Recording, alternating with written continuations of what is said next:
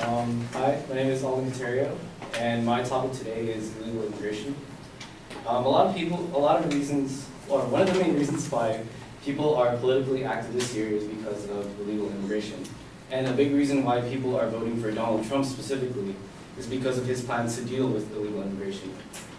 My main claim is that Donald Trump's proposed immigration policies will fail to effectively stop illegal immigration into the U.S. I'll support that main claim with two supporting claims. One, illegal immigrants bypass physical barriers along the border between the U.S. and Mexico. And two, Trump's policies are too expensive and resource demanding. Regarding my first claim, immigrants enter the country by going over, around, under, and through physical barriers. Immigrants go over physical barriers through air transportation. Writer John Greenberg from PolitiFact reports about 40% of undocumented immigrants fly into the country.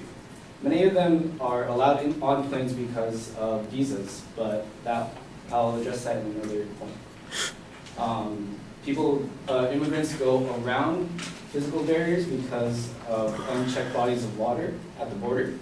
A Border Patrol agent was interviewed by Josh Siegel from Daily Signal, and the Border Patrol agent stated that human smugglers use jet skis to transport men and women and children from the Mexico side of a river to the Texas side. And it's tough to distinguish tourists from those illegal immigrants. People tunnel under the physical barrier between Mexico and the U.S. One of the longest cross-border tunnels between Mexico and the U.S. has been found in San Diego, according to the BBC News. The tunnel was mainly used for drugs, but it could also have been used for illegal immigration as well. And finally, immigrants go through borders because they legally pass through checkpoints using visas. And upon entering the country legally, they stay in the country illegally by evading deportation and overstaying their visa.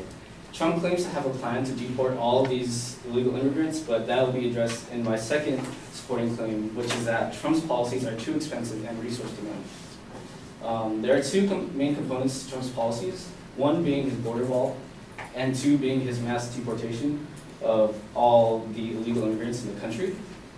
His border wall will cost billions of dollars to erect in the first place. According to Kate Drew from CNBC, the actual cost of the border wall, which is roughly around 1,300 miles, could be as high as $15 billion to $25 billion. And it's roughly going to be about 1,300 miles because there's already an existing fence around 700 miles long at the border. And that cost doesn't account for the price of transporting the materials to the site, the manpower hired to build the wall, and maintaining the wall through repairs, replacements, and personnel. His plan to deport millions of people is logistically impossible. Trump aims to do this in 2 years, but according to a report from the American Action Forum, it'll cost, Congress would need to appropriate money to hire, train, and field about 90,000 immigration apprehension agents and build about 1,250 immigration courts. And today there are only 5,000 agents and 57 courts, so that says a lot about training and building courts, because that will take a lot of time. To reiterate, my claim was that Donald Trump's proposed immigration policy will fail to effectively stop illegal immigration, and I supported that claim by explaining that illegal immigrants bypass current physical borders by going over, around, under, and through them, and that Trump's policies are too expensive and resource demanding. Thank you.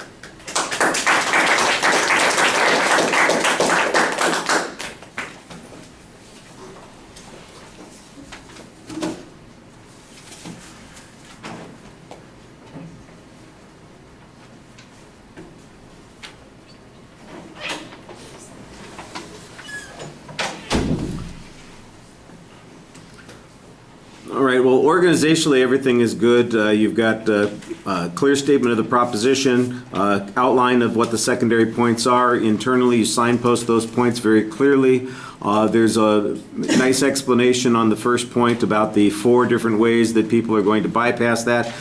The best argument that you have is the percentage of people who are already flying into the United States, and that's where a large number of the undocumented come from. Obviously, there are issues about whether or not the wall is designed for those kinds of travelers, and I think that there's a good argument to be made that that we would have substantial numbers of illegal immigrants continuing with whether or not we had the wall or not. However, the argument that it would be mitigated to some degree, I think, is there's a legitimate argument there, and the hypotheticals that you have about going around and under and that sort of thing, I think, and through.